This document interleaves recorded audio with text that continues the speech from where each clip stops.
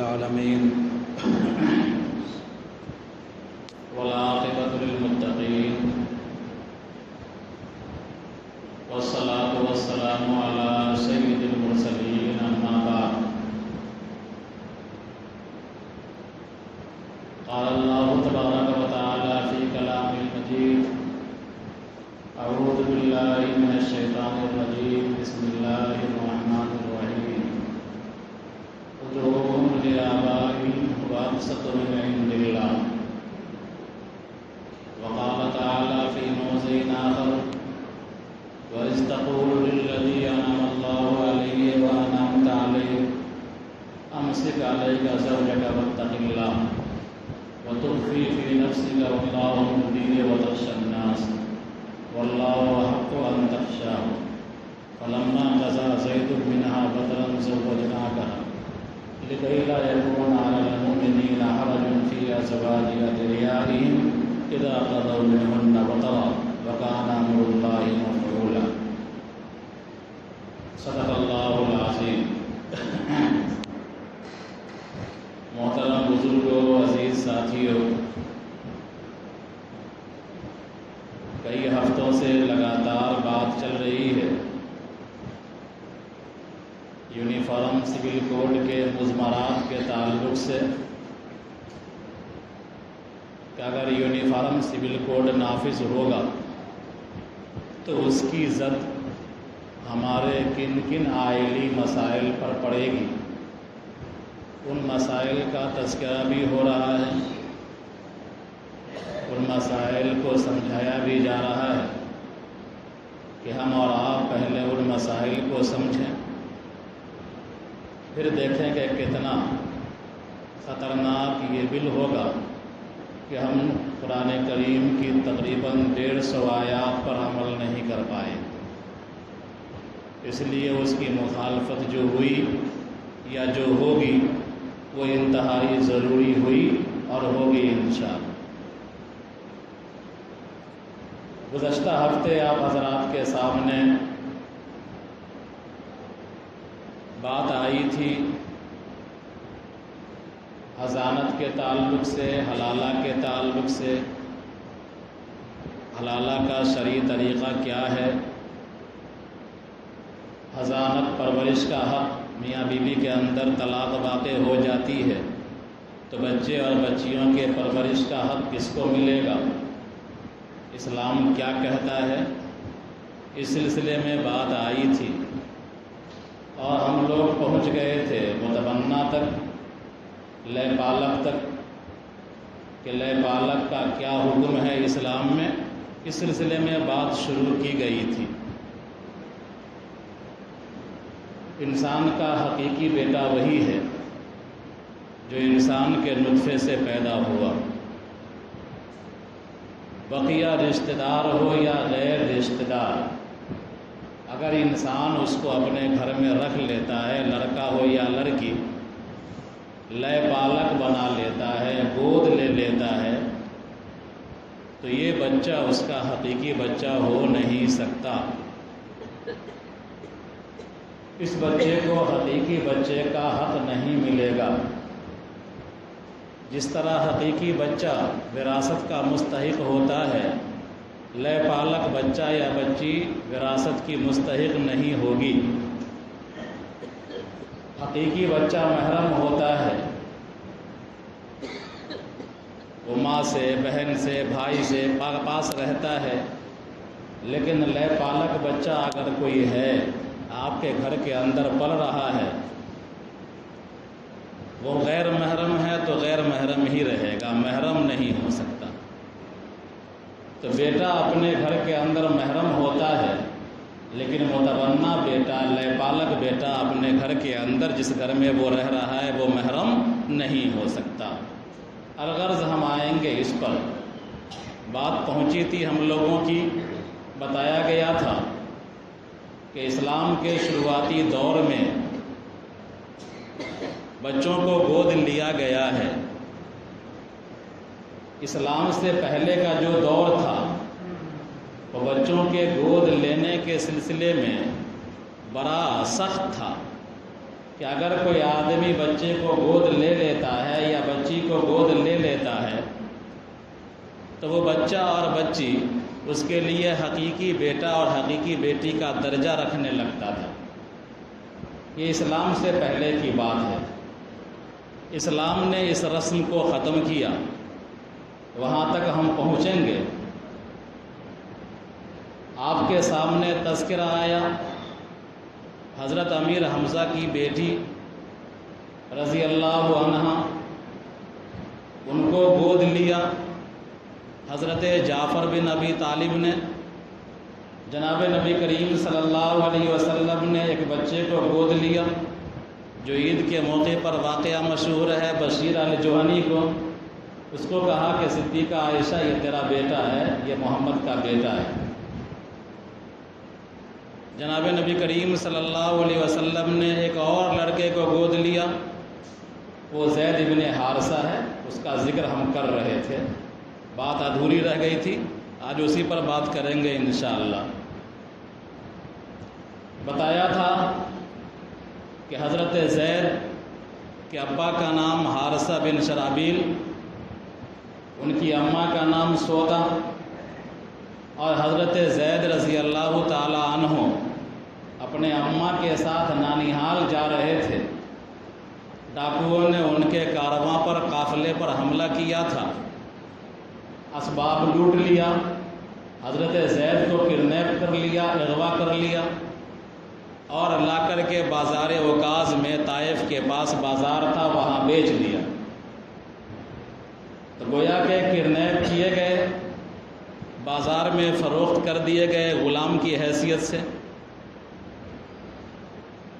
حضرت خدیجہ رضی اللہ تعالی عنہا کے بھتیجے نے حضرت زید کو بازار سے خرید لیا، بازار سے خرید کر کے لا کر کے حضرت خدیجہ کے سپرد کیا کہ میں یہ بچہ خرید کر کے لایا ہوں، یہ آپ کے حوالے ہے، یہ آپ کی خدمت کرے گا۔ حضرت زید کے عادات و اطوار نبی کریم صلی اللہ علیہ وسلم کو بڑے اچھے لگے۔ آپ صلی اللہ علیہ وسلم نے حضرت خدیجہ سے لے کر اپنے پاس رکھ لی۔ حضرت زید نبی کریم صلی اللہ علیہ وسلم کی خدمت میں رہنے لگے، سفر میں، حضر میں ساتھ تھے۔ ایک طویل وقفہ گزر گیا، حضرت زید حضور کے ساتھ رہنے لگے، خدمت کرنے لگے۔ ایک طویل وقفہ گزرا، شدہ خبر پہنچ گئی ان کے ابا کو، حارثہ ابن شرابیل کو، کہ میرا بیٹا محمد صلی اللہ علیہ وسلم کے پاس ہے، اور اس طرح لوگوں نے اس کو فروخت کر دیا ہے اور وہ وہاں پہنچ گیا ہے، ان کے پاس رہ رہا ہے۔ وہ چند افراد کو ساتھ لیے اور اپنے بیٹے کو لینے کے لیے واپس جناب نبی کریم صلی اللہ علیہ وسلم کے پاس پہنچ گئے۔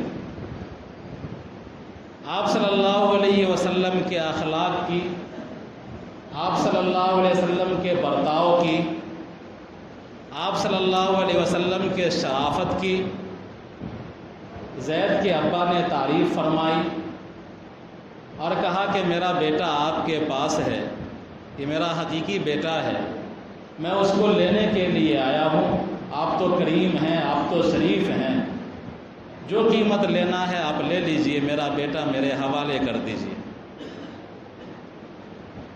نبی کریم صلی اللہ علیہ وسلم نے ارشاد فرمایا کہ زید کو بلا لو، اگر تمہارے ساتھ جانے کے لیے تیار ہو جائے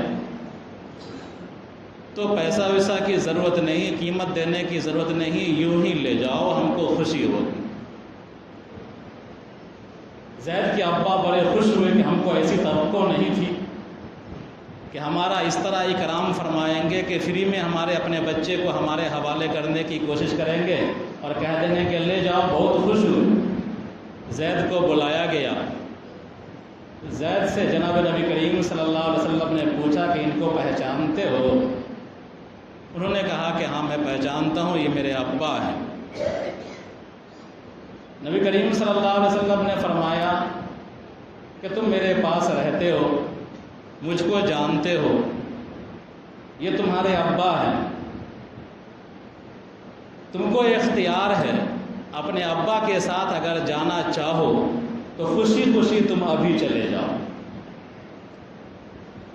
حضرت زید کو تو نبی کریم صلی اللہ علیہ وسلم کی صحبت میسر آ گئی تھی، اور کتنے خوش نصیب انسان تھے، اور اللہ کی کیا حکمت ہے کہ کڈنیپ کر کے لایا گیا، فروخت کر کے نبی کریم صلی اللہ علیہ وسلم کی خدمت میں پہنچایا گیا۔ اللہ بڑا لطیف ہے، اللہ ایسی تدبیر کرتا ہے جس تدبیر کی طرف انسان کا ذہن بھی نہیں جاتا۔ لطیف کے معنی آتے ہیں انتہائی باریک تدبیر کرنے والا۔ تو زید کو تو نبی کریم صلی اللہ علیہ وسلم کی محبت کا مزہ مل چکا تھا، آپ کی خدمت کا مزہ مل چکا تھا۔ تو زید نے کہا کہ یا رسول اللہ صلی اللہ علیہ وسلم، یہ ہمارے ابا گرچہ ہیں، لیکن میں آپ کی خدمت کو چھوڑ کر اور آپ کی صحبت کو چھوڑ کر میں ان کے ساتھ جانے کے لیے تیار نہیں ہوں۔ یہ جملہ سننا تھا کہ ان کے والد کو افسوس نہیں ہوا، غم نہیں ہوا۔ ان کے والد نے بھی خوشی کا اظہار کیا کہ زید تم رہنا چاہو خوشی سے رہو محمد صلی اللہ علیہ وسلم کے پاس۔ اس کے بعد ان کے ابا وہاں سے روانہ ہو گئے۔ حضرت زید کو نبی کریم صلی اللہ علیہ وسلم لے کر حرم میں داخل ہوئے اور تمام لوگوں کے سامنے اعلان کیا کہ دیکھو زید غلام تھا، میں نے اس کو آزاد کر دیا، اور آج سے یہ میرا بیٹا ہے، آج سے یہ میرا بیٹا ہے، میں نے اس کو آزاد کر دیا ہے۔ اس وقت سے لوگ زید کو نبی کریم صلی اللہ علیہ وسلم کی طرف نسبت کرتے ہوئے پکارنے لگے، زید بن حارثہ کے بجائے زید بن محمد کہنے لگے۔ اللہ تبارک و تعالیٰ نے آیت اتاری اس کے بعد اور کہا ادعوہم لآبائہم ھو اقسط عند اللہ، کہ ایمان والو متبنہ لڑکے کو، لے پالک لڑکے کو اس کے حقیقی باپ کی طرف منسوب کر کے پکارا کرو، گود لینے والے کی طرف منسوب کر کے مت پکارا کرو۔ پھر نبی کریم صلی اللہ علیہ وسلم نے ایک موقع پر ارشاد فرمایا کہ جو کوئی اپنا نسب غیر کی طرف منسوب کرے گا، اپنے حقیقی باپ کو چھوڑ کر دوسرے کو ابا بولے گا اور دوسرے کی طرف نسبت کرے گا، ایسے شخص پر جہنم کے جنت حرام ہو جائے گی۔ لہذا اگر ہم کوئی لے پالک بچہ لیتے ہیں، اس کے آدھار کارڈ پر، اس کے جنم پتری پر، اس کے ووٹر کارڈ پر، تمام پر اپنا نام ہم نہیں چڑھا سکتے، بلکہ اس کے حقیقی باپ کا نام چڑھائیں۔ اگر ہم اپنا نام چڑھاتے ہیں تو یہ ہمارے لیے حرام ہوگا۔ ہاں البتہ آپ ولی اور سرپرست کے درجے میں ہیں تو جہاں ولی میں نام لکھانا پڑے تو وہاں آپ ولی میں نام لکھا سکتے ہیں۔ نکاح کے موقع پر ہوتا ہے ولی یا سرپرست، تو وہاں آپ نام لکھا سکتے ہیں۔ تو لے پالک بچے کو اس کے حقیقی باپ کی طرف ہی منسوب کیا جائے گا، گود لینے والے کی طرف منسوب نہیں کیا جائے گا۔ اللہ تبارک و تعالیٰ نے آیت اتار کر کے منع فرما دیا۔ چنانچہ زید بن حارثہ، زید بن محمد کے بجائے زید بن حارثہ ان کو کہا جانے لگا، ان کے حقیقی باپ کی طرف نسبت کرتے ہوئے۔ اللہ کے رسول صلی اللہ علیہ وسلم کے ذریعے اللہ تبارک و تعالیٰ متبنہ کے سلسلے میں جو جاہلیت کی رسمیں تھیں ان تمام رسموں کو توڑنا چاہتا تھا، اور قیامت تک کے لیے۔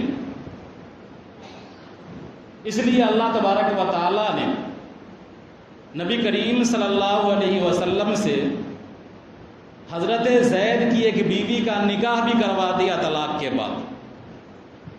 ہوا یوں کہ نبی کریم صلی اللہ علیہ وسلم کی پھوپھی زاد بہن تھی حضرت زینب رضی اللہ تعالی عنہ، اور زید آپ کی خدمت میں تھے، آزاد کر دیے گئے تھے۔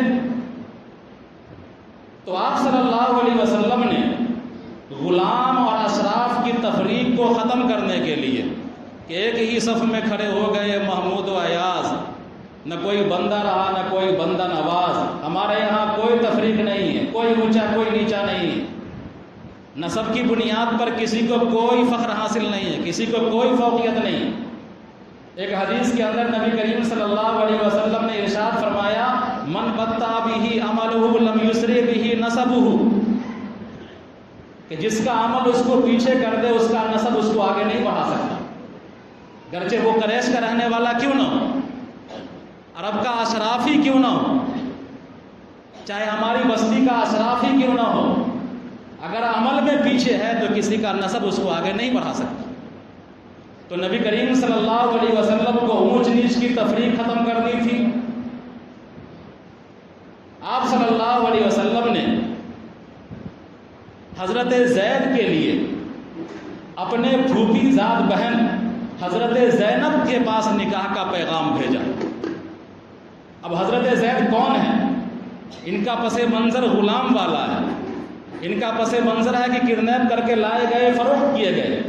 اور حضرت زینب کون ہے؟ مکہ کے سب سے معزز خاندان کی لڑکی ہے، قریش کے خاندان کی لڑکی ہے، نبی کریم صلی اللہ علیہ وسلم کی پھوپھی زاد بہن ہے، لیکن آپ صلی اللہ علیہ وسلم نے زید کا پیغام اپنے پھوپھی زاد بہن کے پاس بھیجا۔ ان کے خاندان والوں کو نبی کریم صلی اللہ علیہ وسلم کا بھیجا ہوا پیغام اور بھیجا ہوا رشتہ زیادہ دل میں اترا ہے، اور ان لوگوں کے دل کے اندر یہ خیال آ گیا کہ کہاں ہم اشراف ہیں اور کہاں زید کی حیثیت ایک غلام کی ہے، خادم کی ہے۔ وہ رشتہ انکار کر رہے تھے یا انکار کرنے والے تھے؟ اللہ تبارک و تعالیٰ نے آیت اتاری کہ ما کان لمؤمن ولا مؤمنۃ اذا قضى الله ورسوله امرا ان يكون لهم الخيرة من امرهم۔ کسی ایمان والے مرد اور کسی ایمان والی عورت کو یہ اختیار نہیں ہے کہ اللہ اور اس کا رسول کسی بات کا فیصلہ کر دے اور وہ چوچرا کرنے لگے۔ جب یہ آیت اتری، حضرت زینب کے خاندان والوں کو پتہ چلا، انہوں نے رشتہ منظور کر لیا اور حضرت زید کا نکاح حضرت زینب سے کر دیا گیا۔ لیکن یہ رشتہ 1 سال تک کھٹپٹ کا شکار رہا، دونوں کو مزاج کے اندر ہم آہنگی پیدا نہ ہو سکی۔ اللہ تبارک و تعالیٰ نے بتلا دیا نبی کریم صلی اللہ علیہ وسلم کو زید کے ذریعے سے پرانی برائیوں کا ایک خاتمہ کرنے والے ہیں، سب ختم ہو رہا ہے۔ لے پالک کا پورا مسئلہ، لے پالک کو پہلے حقیقی بیٹے کا درجہ حاصل تھا، تو اللہ تبارک و تعالیٰ پوری تدبیر کر رہا ہے۔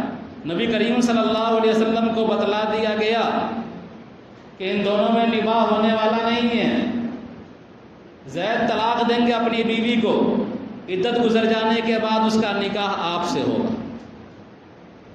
یہ اللہ تبارک و تعالیٰ نے پہلے بتلا دیا تھا۔ اس سلسلے میں آیت ہے استقول للذی انعم اللہ علیہ وانعمت علیہ امسک علیک زوجک واتق اللہ وتخفی فی نفسک ما اللہ مبدیہ وتخشی الناس واللہ احق ان تخشاہ، کہ جب دونوں کے درمیان مزاج تیری نہیں کیا، ہم آہنگی نہ رہی، تفریق کی نوبت آنے لگی، اللہ تبارک و تعالیٰ نے اشارہ کر دیا، لیکن پھر بھی نبی کریم صلی اللہ علیہ وسلم نے حضرت زید کو سمجھاتے ہوئے کہا کہ اللہ سے ڈرو اور اس کو اپنے نکاح میں رکھو، اپنی بیوی بنا کر کے رکھے رہو، اس کو طلاق مت دو۔ استقول للذی انعم اللہ علیہ، وہ وقت قابل ذکر ہے، چاہے اس وقت کو یاد کیجئے جبکہ آپ کہہ رہے تھے اس شخص سے جس پر اللہ نے انعام کیا، آپ نے بھی انعام کیا تھا، یعنی حضرت زید سے کہہ رہے تھے امسک علیک زوجک واتق اللہ، اپنی بیوی کو اپنے پاس روکے رہو، طلاق مت دو، اللہ سے ڈرتے رہو، یہ آپ کہہ رہے تھے، ارشاد فرما رہے تھے۔ لیکن اللہ تبارک و تعالیٰ نے پہلے اشارہ کر دیا تھا کہ زید تو طلاق دیں گے اور اس کا نکاح آپ سے ہونا ہے۔ خیر اللہ تبارک و تعالیٰ کی تدبیر آئی سامنے، 1 سال کے بعد زید نے طلاق دیا۔ عدت گزر جانے کے بعد اللہ تبارک و تعالیٰ نے حضرت زینب کا نکاح آسمان پر ہی کر دیا۔ فلما قضا زید منها وطرا زوجناکها لکی لا یکون علی المؤمنین حرج فی ازواج ادعیائہم، کہ جب زید نے اپنی ضرورت پوری کر لی، دونوں کے درمیان ہم آہنگی نہ رہی، دونوں کا مزاج ٹیلی نہ کیا، دونوں کے درمیان تفریق ہو گئی، تو ہم نے آپ کا نکاح آسمان پر ہی کر دیا حضرت زینب سے۔ یہ اللہ تبارک و تعالیٰ نے آیت اتار دیا، حضرت زینب کا نبی کریم صلی اللہ علیہ وسلم سے نکاح ہو گیا۔ تو آپ صلی اللہ علیہ وسلم سے نکاح کروا کر کے اللہ تبارک و تعالیٰ نے لے پالک کے مسئلے میں جو رسم و رواج تھا قیامت تک کے لیے ختم کر دیا کہ لے پالک لڑکا آپ کا لے پالک ہی ہے، حقیقی بیٹا نہیں ہو سکتا، اور اس کی بیوی آپ کی حقیقی بہو نہیں ہو سکتی۔ اگر حقیقی بہو کا درجہ حاصل ہوتا تو نبی کریم صلی اللہ علیہ وسلم کا نکاح کبھی نہیں ہوتا۔ تو یہ لے پالک کا مسئلہ ہے، ممکن ہے کہ سمجھ میں آ گیا ہوگا۔ ہندوستان نے جب قانون بنانا شروع کیا، ملک آزاد ہوا، تو 1956 میں ہندو کوڈ بل منظور ہوا پارلیمنٹ سے۔ جواہر لال نہرو تھے اس زمانے میں، تو اس ہندو کوڈ بل میں یہ تبنیت کا مسئلہ بھی تھا، تبنیت پر بھی قانون تھا، متبنہ پر بھی قانون تھا، شادی کا بھی قانون تھا، وراثت کا بھی قانون تھا۔ اس سے پہلے بچیوں کو وراثت نہیں ملتی تھی ہندوؤں کے یہاں، 56 کے قانون کے بعد وراثت میں ان کا حصہ ملنے لگا۔ اس قانون کے مجموعے کو ہندو کوڈ بل کہا جاتا ہے۔ یہ چلتا رہا، مسلمانوں کو پرسنل لا کا تحفظ حاصل تھا۔ 1972 میں ہندوستان کی مرکزی سرکار نے یہ کوشش کی کہ ایک کامن متبنہ بل لایا جائے اور بیٹے کو، متبنہ بیٹے کو حقیقی بیٹے کا درجہ مل جائے، یعنی وراثت میں اس کو حقدار قرار دے دیا جائے۔ اس زمانے میں وزیر قانون تھے مسٹر گوکھلے، اس نے اس قانون کا تعارف کراتے ہوئے کہا تھا کہ یہ یونیفارم سول کوڈ کی طرف بڑھتا ہوا ایک مضبوط قدم ہے 1972 میں۔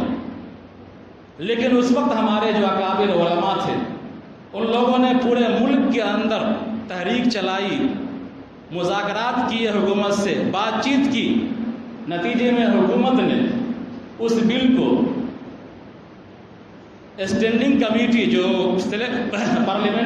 پارلیمان کی کمیٹی ہوتی ہے، اس کمیٹی کے سپرد کر دیا، اور کئی راؤنڈ کی مذاکرات کے بعد اس بل کو واپس لے لیا گیا، ورنہ یہ لے پالک والا مسئلہ اسی زمانے میں ہم پر تھوپ دیا گیا ہوتا۔ تو الغرض ان تمام باتوں کو بتلانے کا مقصود صرف اتنا ہے کہ ہم یہ جانیں کہ ہمارا پرسنل لا کیا ہے، ان میں کیا کیا مسائل آتے ہیں، اور اگر یونیفارم سول کوڈ لاگو ہوا تو اس کے مضمرات کیا ہوں گے، کیا کیا نقصان ہوں گے۔ اگر متبنہ بل پاس ہو جاتا یا یونیفارم سول کوڈ لاگو ہوگا تو متبنہ کو بھی اس میں ایڈ کر دیا جائے گا۔